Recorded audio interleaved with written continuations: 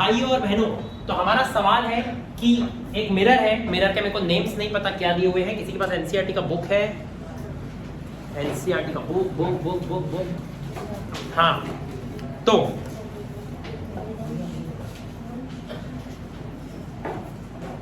हाँ क्वेश्चन देखो कैसा है, हमारे पास दो मिरर्स हैं, हमारे पास क्या है, दो मिरर्स हैं। सबसे पहले हम लोग मिरर्स का एक फॉर्मूला समझेंगे। वो मिरर का फॉर्मूला क्या होता है कि एक हमारे पास अगर मिरर है, आज मेरी लाइन सीधे नहीं जा रही है, इसके ऊपर कोई बात नहीं होनी चाहिए, ठीक है। हाँ, तो हमारे पास एक मिरर है और ये जो मिरर है ना, इस पे एक अगर रे टकराती है, क्या बोला, अगर इसके ऊपर एक रे टकराती है और अगर वापस जाती है, रे तो वापस जाएगी ही टकरा के, हम लोग फिजिक्स में पढ़ते हुए आए हैं। तो जब रे टकरा के वापस जाती है ना, तो अगर एक नॉर्मल रे बना हुआ है, तो अगर एक नॉर्मल रे, तो इस साइड का एंगल और इस साइड का एंगल हमेशा इक्वल ही बनता है। अब सवाल ये है, इसमें बहुत सारे सवाल है। पहला सवाल तो ये है कि सर ये जो रे आके टकरा के जाती है, इसमें जो टोटल एंगल हमारा जो बनता है वो दो इक्वल टुकड़ों में ही क्यों बनता है, और ये नॉर्मल होती क्या है, राइट? तो मैं आपके दोनों बातें क्लियर कर रहा हूं। जो एक लाइन है, अभी मैं मैथमेटिकल टर्म्स में बोलूंगा, क्या बोलूंगा, जो एक लाइन है, अगर आप इसमें एक परपेंडिकुलर बनाओगे, क्या बोला, अगर आप इसमें एक, या मैं मैथमेटिकली बोल रहा हूं, अगर आप इसमें क्या बनाओगे, एक परपेंडिकुलर, और अगर इस परपेंडिकुलर लाइन को इसी पॉइंट पे अगर मैं लाके एक इंसिडेंट रे टकराऊं और अगर उसको वापस इधर भेजूं, तो वो जो परपेंडिकुलर लाइन है ना, वो पक्का इस दोनों एंगल्स के सेम टुकड़े करेंगी, वो पक्का इन दोनों एंगल्स के सेम टुकड़े करेंगी। अब ये जो मैंने बोला ना सेम टुकड़े करेंगी, इसमें मैंने नाम देखो कौन से मेंशन किए, आई और आर। आई और आर का मतलब होता है एंगल ऑफ इंसिडेंस और एंगल ऑफ रिफ्लेक्शन। जो रिफ्लेक्शन होके जा रहा है वो एंगल सेम ही रहेगा। सर ये दोनों एंगल्स क्यों सेम होते हैं? क्लास 10th में सिमिलरिटी ऑफ ट्रायंगल्स लगा के इसको प्रूफ कर सकते हैं, जो मैथ्स वाला बंदा ही कर सकता है। तो ये चीज मैं पढ़ा सकता हूँ। ये सेम चीज मैंने तुम्हारे को मोशन चैप्टर के लिए इस साल के लिए बोला था, जो मैं लिटरली करवाने वाला हूँ शायद दिवाली वैकेशंस के आसपास, ठीक है। कभी ना कभी करवा के दूंगा तुम्हारे को मोशन वाला चैप्टर, पूरा कॉन्सेप्चुअली समझाऊंगा, ठीक है। और सिर्फ मोशन नहीं, ग्रेविटी, टाइम वर्क, सब कुछ जो भी तुम्हारे फिजिक्स में आता है, अगर डाउट्स लेके आओगे तो मना नहीं करूंगा। ये चीज समझ में आई क्या? सेम ईयर, ये वाली चीज भी अगर आप मेरे से प्रूफ पूछोगे तो कब बताऊंगा इसका प्रूफ? 10th में। लेकिन अभी फिलहाल इतना सुनो कि इंसिडेंट रे और रिफ्लेक्टेड रे का जो दो अलग अलग एंगल बनता है वो सेम रहता है। यहां तक क्लियर हुआ? ठीक है। अब एक मिनट, ये एंगल जो तुम्हारे दो इक्वल इक्वल बनते हैं, उसको दो इक्वल इक्वल एंगल में बांटती कौन है? नॉर्मल। बांटती कौन है? अब उसको नॉर्मल मत बोलना, अब मैथ्स की भाषा बोलो। मैथ्स की भाषा में वो क्या है? परपेंडिकुलर। मैथ्स की भाषा में वो क्या है? परपेंडिकुलर। अब आते हैं क्वेश्चन पे वापस। हमारे दो मिरर्स हैं, एक है PQ, एक है PQ, दूसरा है RS। अबे RSS नहीं, RS। हाँ, तो PQ और RS। अब देखो इसका नाम क्या दिया हुआ है, ये है A, ये है B, और यहाँ पर तुम्हारे को नाम दिया हुआ है C और D। अब देखो ऑलरेडी कौन से पैरेलल गिवन है, कौन से पैरेलल ऑलरेडी गिवन है आपको? PQ और RS। ऑलरेडी कौन से पैरेलल है? ये वाले। कौन से पैरेलल है? PQ और RS। बोले चूड़िया नहीं कर रहा हूँ मैं, इधर ध्यान दो। हाँ, तो PQ और RS पैरेलल है, बराबर। ये दोनों पैरेलल है, और तुमको पैरेलल प्रूफ कौन से करने हैं? AB और CD। एक बात बताओ, मैं ऐसे में ये जो आपको AB और CD दिख रहा है, ये और ये एंगल्स इक्वल है ना, मैं अल्टरनेट एंगल्स लगा सकता हूँ ना? जिसने हाँ बोला उसका मैथ बकवास है। अबे वही दोनों तो पैरेलल प्रूफ करना है। जब पैरेलल अभी तक प्रूफ हुआ ही नहीं है तो पहले ही अल्टरनेट एंगल कैसे लग रहा है? सगाई के पहले ही शादी कैसे होंगी? समझ में आ रहा है सभी लोगों को पक्का अच्छे से? इसका मतलब मैं ये अल्टरनेट एंगल्स को इक्वल, लेकिन मैं इसका उल्टा कर सकता हूं। अगर मैं कैसे तो भी अल्टरनेट एंगल्स को इक्वल ला लूं बिना अल्टरनेट एंगल्स लगाए, क्या बोला सुना मैंने? अगर मैं कैसे तो भी अल्टरनेट एंगल्स को इक्वल ला लूं बिना, तो पता है मैं क्या बोलूंगा उसके बाद? मैं बोलूंगा कि यार बिना अल्टरनेट एंगल्स लगाए वो दोनों इक्वल आ गए, but these are alternate angles. अरे ये तो अल्टरनेट एंगल्स है। कितने लोगों को समझ रहा है ये वाली बात? तो मैं बोल दूंगा लाइंस पैरेलल है ना। अब ये क्वेश्चन करने के लिए आपका पहले से क्लियर होना चाहिए थोड़ा सा लाइंस और एंगल्स का बेसिक। अगर आपका पहले से ही लाइंस और एंगल्स का बेसिक क्लियर नहीं है तो ये क्वेश्चन आपके लिए सुपर टफ हो जाएगा, क्योंकि आपका टू प्रूफ थोड़ा सा डिफिकल्ट है। जनरली पैरेलल होती है लाइन और हमको अल्टरनेट इक्वल करना रहता है। इस बार हमारे को अल्टरनेट को कैसे तो भी इक्वल करना है ताकि मैं बोल सकूं कि लाइन पैरेलल है, ठीक है। अब सबसे पहले तो इसको प्रूफ करने के लिए देखो मैं क्या लिखने जा रहा हूं। सबसे पहले तो मैं लिखूंगा गिवन। अब गिवन क्या है जल्दी बताओ? सबसे पहले क्या गिवन है? PQ पैरेलल टू RS, ठीक है। उसके बाद टू प्रूफ में क्या आएगा? पहले से पैरेलल गिवन है क्या? AB और CD। पैरेलल कौन सी गिवन है? ऊपर नीचे। पैरेलल कौन सी गिवन है? प्रूफ कौन सी पैरेलल करनी है? आजू बाजू। प्रूफ कौन सी प्रूफ करनी है? आजू बाजू, ठीक है। हाँ, तो अब अपने को प्रूफ करने के लिए किसकी जरूरत पड़ेगी? एक इसकी जरूरत पड़ेगी एक कंस्ट्रक्शन। आप कंस्ट्रक्शन क्या करेंगे? कंस्ट्रक्शन हम करेंगे यहां से भी एक नॉर्मल, वहां से भी एक normal. Let's use the mathematical terms. हम यूज करेंगे यहां से भी एक परपेंडिकुलर और वहां से भी ड्रॉ करेंगे एक परपेंडिकुलर। तो मैंने यहां से एक बना दिया हूं परपेंडिकुलर और यहां से भी बना दिया हूं एक परपेंडिकुलर। अब हमारे गोंदिया के सभी सभी सभी स्कूल्स की एक प्रॉब्लम है, वो प्रूफ करते ही नहीं है कि ये परपेंडिकुलर पैरेलल है। वो प्रूफ करते ही नहीं है कि वो बोलते हैं गिवन है। अबे गिवन का है? कौन सी लाइंस पैरेलल गिवन थी? क्या ये परपेंडिकुलर पैरेलल है? अच्छा, क्या परपेंडिकुलर्स को पैरेलल प्रूफ करना है? प्रूफ किसको करना है पैरेलल? परपेंडिकुलर्स को। क्या मुझे बीके और सीडब्ल्यू को पैरेलल प्रूफ करना है? क्या मुझे बीके और सीडब्ल्यू को पैरेलल प्रूफ करना है? मुझे AB और CD को पैरेलल प्रूफ करना है। लेकिन BK और CW को पैरेलल प्रूफ नहीं करना। लेकिन बिना BK और CW को पैरेलल प्रूफ करे ये क्वेश्चन सॉल्व नहीं हो सकता। इसका मतलब BK और CW को पैरेलल लाना ही पड़ता है। सर क्यों लाना पड़ता है वो मैं बाद में बताता हूँ। सबसे पहली बात, क्या BK और CW पैरेलल गिवन है? अब गोंदिया के स्कूल्स आपको बोलेंगे वो पैरेलल है और आपको पेपर में भी लिखना है वो पैरेलल है और आपको मार्क्स भी मिल जाएंगे। इवन वेदांत सॉल्यूशन भी यही बोलेगा आपको वो पैरेलल है। और रीजन पता है क्या बताएगा? मिरर्स पैरेलल है ना, तो परपेंडिकुलर भी पैरेलल होती है। क्या बताएगा? मिरर्स पैरेलल है तो परपेंडिकुलर। लेकिन यार उसका रीजन भी तो समझना चाहिए ना, क्यों? तो देख लो पहले साइड में। ये रीजन अगर आपको समझ गया तो लिखना ये नहीं है, लेकिन इसको समझना बहुत जरूरी है। तो अगर आपके दो लाइंस पैरेलल है और अगर यहां से भी एक परपेंडिकुलर बना और अगर यहां से भी एक परपेंडिकुलर बना, तो ये दोनों खड़ी खड़ी लाइन पैरेलल है। इसको भी मैं प्रूफ करूंगा। जो आप लोगों को पेपर में प्रूफ डायरेक्ट उसको पैरेलल गिवन ले लेना है कि भाई अगर तुम्हारी लाइंस पैरेलल है, क्या बोला? अगर तुम्हारी लाइंस तो तुम्हारी परपेंडिकुलर्स भी पैरेलल ही रहेगी। एक सेकेंड। हाँ, तो अब हम करने जा रहे हैं इसको प्रूफ। सब तैयार हो?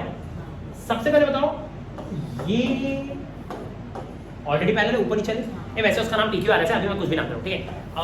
यहां से तुम्हारा 90 डिग्री बना है, तो जैसे ही नीचे टकराएगा तो मैं बताऊं, अगर मैं इस एंगल को x ले लूं तो क्या मैं ऐसा बोल सकता हूँ 90 और x 180 है? सर लेकिन आप इंटीरियर एंगल्स क्यों लगा रहे हो? पैरेलल तो गिवन है ही नहीं। बेटा ऊपर नीचे पैरेलल गिवन है।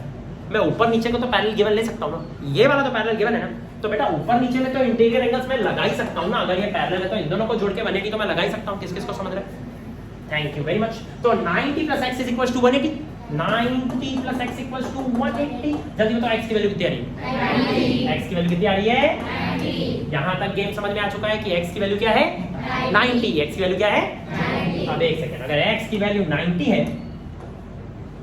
इसका मतलब ये भी 90 है। और अब देखो, मैंने इन दोनों में इंटीरियर अभी तक लगाया नहीं, लेकिन इसमें इंटीरियर खुद ही लग रहा है। आप देखो, ये 90, ये भी 90।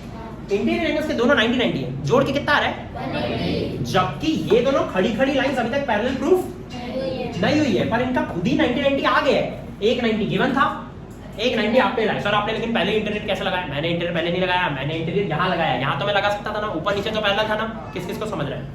जिनको नहीं समझ रहा है बेटा, इसको मैं और डिटेल और बेसिक से बोल सकता हूँ, बट अगर मैं बेसिक से बोलूंगा ना तो सबसे पहली चीज, वेट करो ना थोड़ा देर, 5 मिनट। हाँ, तो सबसे पहली चीज क्या होगा?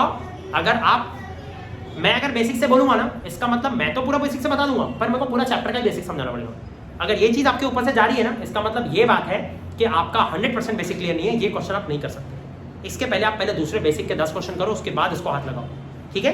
ये 4 क्वेश्चन NCERT के सॉल्व करके आप इस क्वेश्चन को करने के कैपेबल नहीं होंगे। ये क्वेश्चन तक पहुंचने के लिए आपके थोड़े से मैथ्स के बेसिक पहले से क्लियर होना चाहिए। ये चीज क्लियर हो रही है? ठीक। तो ये 90 90 हमने नहीं लाए, एक हमने इंटीरियर से लाए 90, वो भी ये वाला इंटीरियर। और ये वाला इंटीरियर जो है वो मैं सही में लगा सकता था क्योंकि ऊपर नीचे पैरेलल है, और ये वाला 90 पहले से गिवन था। तो ये 90 90 180 हो गए। इसका मतलब ये लाइंस भी खड़ी खड़ी लाइंस भी क्या हो गई? आप खड़ी खड़ी लाइंस पैरेलल होती है, समझ में आ गया? लेकिन आप जब इसका आंसर लिखोगे ना, क्वेश्चन का आंसर, तो आपको गोंदिया के स्कूल्स क्या बोलेंगे? खड़ी खड़ी लाइंस को पैरेलल ही ले ले, पहले ही ले ले। जबकि उसका प्रूफ करने का प्रोसेस आपने देखे ना, एक इंटीरियर लगाना पड़ता है। पक्का क्लियर हो रहा है क्या? ठीक, तो चलो फिर कंस्ट्रक्शन में हम लोग मेंशन करेंगे ड्रॉ बीके, क्या लिखेंगे? Draw BK and CW. Draw BK and CW. वैसे इसको ना के भी लिखना थोड़ा ज्यादा अच्छा लगेगा, और सीडब्ल्यू को WC लिखना, फिर लिखना परपेंडिकुलर टू समझना यार, लिखना पड़ता है। हाँ ड्रॉ BKB एंड WC परपेंडिकुलर टू, ये हमने पहले परपेंडिकुलर किस पे बनाए? PQ पे, और ये वाली लाइन परपेंडिकुलर किस पे बनाए? RS पे। किस पे बनाए हैं? इसके बाद यहाँ पे रिस्पेक्टिवली भी लिखना, मेरे को भी रिस्पेक्ट देने की इच्छा नहीं हो रही है, ठीक है। इसके बाद हम लोग यहाँ पे लिखने जा रहे हैं प्रूफ। अब प्रूफ में देखो सबसे पहले क्या करोगे, प्रूफ में आप सबसे पहले लिखोगे कि ये दोनों एंगल्स इक्वल है। कौन दोनों? ये दोनों एंगल्स सर इक्वल क्यों है? ये दोनों एंगल्स इक्वल क्यों है? क्यों इक्वल है? Law of reflection. क्यों इक्वल है? हमने अभी पढ़े थे कि ये पढ़े थे कि ये दोनों एंगल्स हमेशा इक्वल रहते हैं। इसका मतलब ये एंगल और ये एंगल इक्वल रहेगा, तो मैं दोनों को x नाम दे सकता हूँ क्या? डन। अब एक बात बताओ, मैं लिखने जा रहा हूँ एंगल ABK। अच्छे से देखो मैं नाम कौन सा लिख रहा हूँ, ABK इक्वल्स टू एंगल लिखने जा रहा हूँ KBC। दोनों को मैं देने जा रहा हूँ x नाम। कुछ गलत किया क्या? ब्रैकेट में क्या लिखूंगा?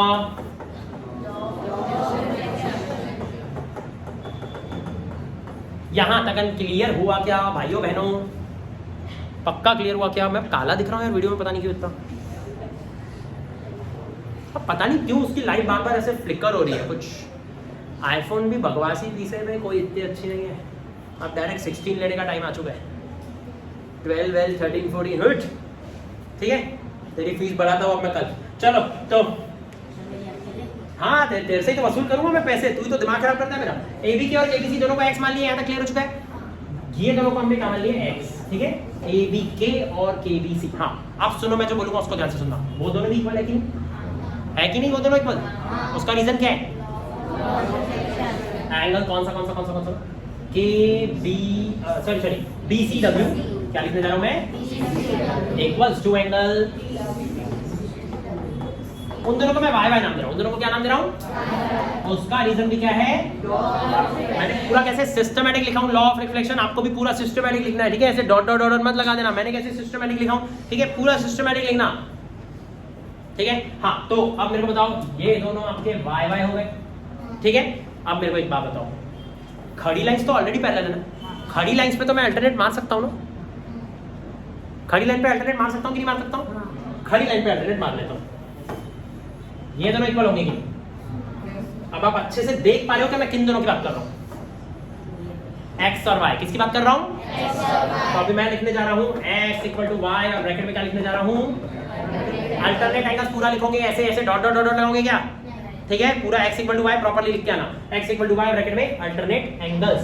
अब एक बात बताओ, अगर x इक्वल टू y तो क्या मैं ऐसा बोल सकता हूँ कि इसका भी डबल कर दो, इसका भी डबल कर दो, 2x इक्वल्स टू 2y?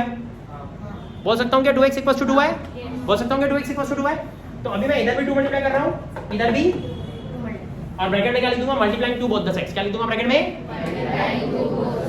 ठीक। तो अगर आपका 2x इक्वल्स टू 2y आ चुका है, तो मेरे को बताओ 2x कौन है?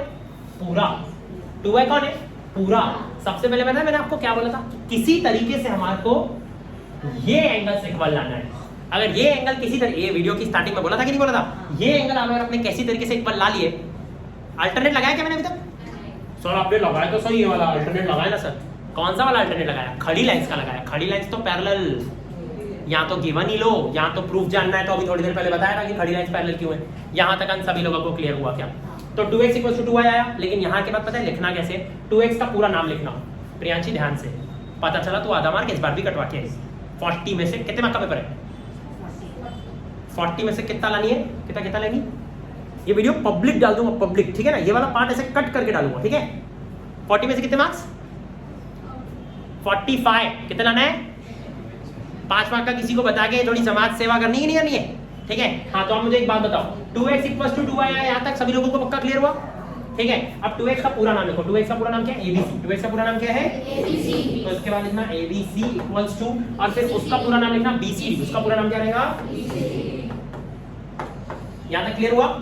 फिर लिखना, अरे ये तो अल्टरनेट एंगल्स है, क्या लिखना? ऐसे हिंदी में लिखोगे क्या? But these are alternate angles. क्या लिखना? But these are alternate angles. Therefore AB is parallel to CD, hence proved. किस को समझा? सच्ची में समझा? अगर बेसिक क्लियर नहीं है तो ये वीडियो को घुमा के बाद में वापस देखना, लेकिन वो भी पहले थोड़े पैरेलल लाइंस के दूसरे क्वेश्चंस करने के बाद, ठीक है। मैं उम्मीद करता हूँ तुम्हारे क्लियर हैं, काफी दिन से पढ़े। चलो बाय बाय।